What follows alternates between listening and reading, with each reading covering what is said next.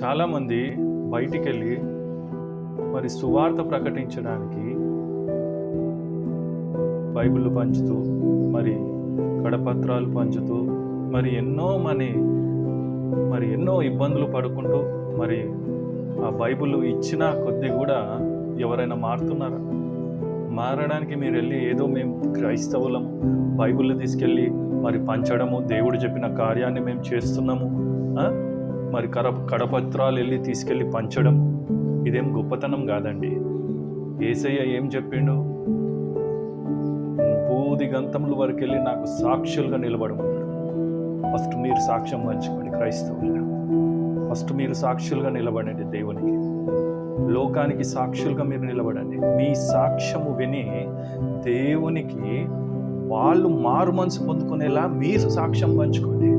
వాళ్ళకు తెలియదు, బైబిల్ గురించి వాల్యూ తెలియదు, కడపత్రాలు వాళ్ళకి ఏం తెలుసు అండి? తీసుకెళ్ళి పంచగానే వాళ్ళు మారు మనసు పొందుతారా? కాదు. వాళ్ళు మారు మనసు పొందాలంటే యేసు క్రీస్తు ప్రభు మీ జీవితంలో ఏమైతే చేసిండో దాని గురించి మీరు సాక్ష్యం చెప్పండి. ఒక తాగుబోతును ఎక్కడి నుంచి అయితే తీసుకొచ్చిండో దేవుడు అక్కడి నుంచి చెప్పండి. ఒక తాగుబోతు నువ్వు ఎలాంటి జీవితాన్ని జీవించి నువ్వు ఈరోజు దేవునికి యేసయ్యకు నువ్వు ఎలా జీవితం, నీ మార్పు ఎలా జరిగిందో అది చెప్పు నీ సాక్ష్యం. ఒక వేశ్యగా ఉన్న దాన్ని నువ్వు ఈరోజు ఎలా మార్చబడినావు, దేవుడు నిన్ను ఎలా మార్చాడు, అది చెప్పు నీ సాక్ష్యం. దాన్ని విని వాళ్ళు మారు మనసు పొందాలి. అంతేగాని నువ్వు వెళ్ళి యేసయ్య యొక్క బైబిల్, అది పరిశుద్ధ గ్రంథం అండి. బైబిల్ అంటే it is not a ordinary book, it is a పరిశుద్ధ గ్రంథం. అది పరిశుద్ధుల ద్వారా రాయించిన గ్రంథము, పరిశుద్ధుడైన దేవుడు పరిశుద్ధుల కొరకు రాయించిన గ్రంథం. అది దాన్ని తీసుకెళ్ళి అక్కడిక్కడ వాళ్ళ చేతిలో పెట్టి కాల్ చేయడం అంటే వాళ్ళకేం కాదు, మీరు అవమానం పడిస్తున్నారు. పరిశుద్ధ గ్రంథాన్ని మీరు అవమానం పరుస్తున్నారు. అది వాల్యూ తెలిసిన వాళ్ళ చేతిలో పెట్టండి. వాల్యూ తెలియని వాళ్ళ చేతిలో పెడితే దాన్ని మీనింగ్లెస్ అంటారు. ఫస్ట్ మీరు సాక్షులుగా మీ జీవితాలను చూసుకోండి, వాళ్ళ జీవితాలను కాదు. మీరు పరిశుద్ధులుగా జీవిస్తున్నారా? యేసయ్యకు నిజంగా మీరు పరిశుద్ధులుగా ఉంటున్నారా? పరిశుద్ధమైన జీవితాన్ని క్రీస్తు మీలో ఉంటున్నాడా? క్రైస్తవం అంటే ఏంటండి? క్రిస్టియన్స్ అంటే ఏంటి? Christians means Christ in you. క్రీస్తు నీలో ఉండుట. క్రీస్తు నీలో ఉంటున్నాడా? ఆయన జీవించిన జీవితాన్ని మీరు జీవిస్తున్నారా? ఒక్క పాయింట్ 1 అట్లాంటి జీవితాన్ని మీరు జీవిస్తున్నారా? లేదు. కానీ మనుషులను మార్చడానికి మాత్రం బయలుదేరుతారు. ఇతరులను మార్చండి. ఫస్ట్ మీ బతుకులు మార్చండి. ఫస్ట్ మీరు మారండి. యేసయ్యలో మీరు మారండి. బాప్తిజం తీసుకున్నంత మాత్రాన మీరు మారు మనసు పొందుకున్నారు కాదు. కానుకలు వేసినంత మాత్రాన మారు మనసు పొందుకున్నట్టు కాదు. దశమభాగం, ఈరోజు దశమభాగం మర్చిపోయారు క్రైస్తవులు. ఏందనంటే పాత నిబంధన గ్రంథంలో ఉండే, కరెక్టే ఉండే, కానీ దానికి ఉన్న ఫలితము, దానికి వచ్చే లాభము మీకు తెలియట్లేదు.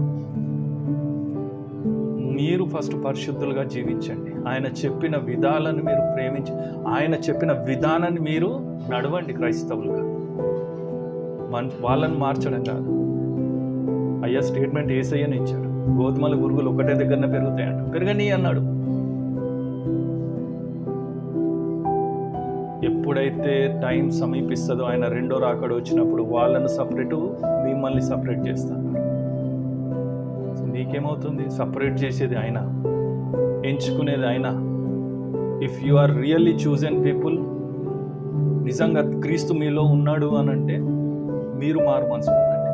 ఆయన చెప్పిన ప్రతి ఒక్క మాటను, ఆయన చెప్పిన ప్రతి ఒక్క ఆజ్ఞను మీరు ఫస్ట్ పాటించండి. అది పాటించడానికి మనతో కాదు, కానీ మనుషులను మార్చడానికి బయలుదేరుతున్నారు. మీరు మారండి. మీ బుద్ధిని మార్చుకోండి, మీ విధానాలు మార్చుకోండి, లోక సంబంధమైన వేషధారణ మార్చుకోండి. అంతేగాని వాళ్ళని మార్చినంత మాత్రాన మీరు ఏదో పెద్దగా క్రీస్తుకు మేము ఇది చేసిన మంచి ఏం చేయలేదు. మీరేం చేస్తారో ఫస్ట్ అది చూడండి. ఎలాంటి జీవితాన్ని మీరు క్రీస్తుకు జీవిస్తారో చూడండి. అది గుర్తుపెట్టుకోండి. అంతేగాని వాళ్ళ కోసం వీళ్ళ కోసం కాదు. క్రీస్తు మీలో ఉన్నాడా? క్రీస్తు జీవించిన జీవితాన్ని మీరు జీవించగలుగుతున్నారా? అలాంటి జీవితం మీరు మరి నడుచుకుంటున్నారా? అది గమనించండి. అంతేగాని కట్టేస్తాం కొట్టేస్తామని పోయి బైబిల్ని మీరే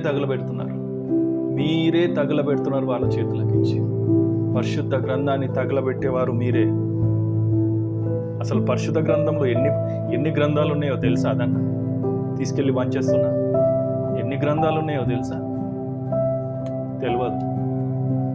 ఎవరు రాశారో తెలుసా? అది తెలియదు. ఏ సమయంలో రాశారో తెలుసా? అది తెలియదు. ఏం తెలుసు? ఒక్కటి వెళ్ళి పంచడమే తప్ప ఇంకోటి ఏం లేదు. ఫస్ట్ నేర్చుకోండి. మీరు చదవండి. మీరు ఎన్నిసార్లు బైబిల్ చదివారు అది చూడండి. మీరు ఎన్నిసార్లు బైబిల్ చదివారు, ఎంతమంది ప్రవక్తలు ఉన్నాడు, దేవుడు ఎవరి ద్వారా ఎలా మాట్లాడాడు, ఎవరిని ఎలా నడిపించాడు, ఎవరి కోసం ఎలా జీవించాడు దేవుడు అనేది ఎంతో ఉన్నది అట్లా బైబిల్. అల్లు ఉన్నది ఏం తెలియదు. పట్టుకేసుకొని పోయి ఇచ్చేసాడు.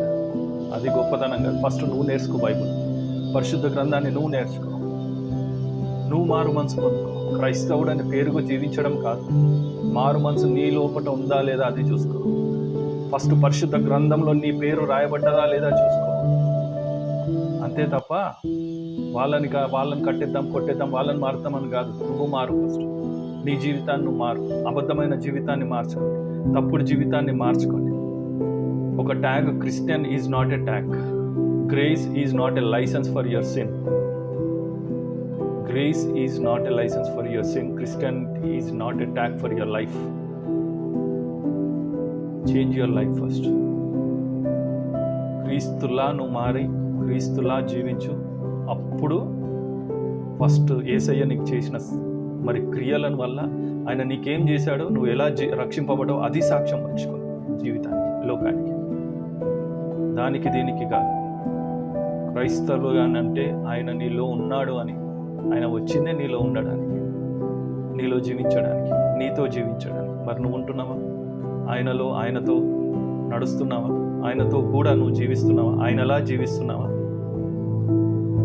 ఏం లేదు. కానీ మనకు మాత్రము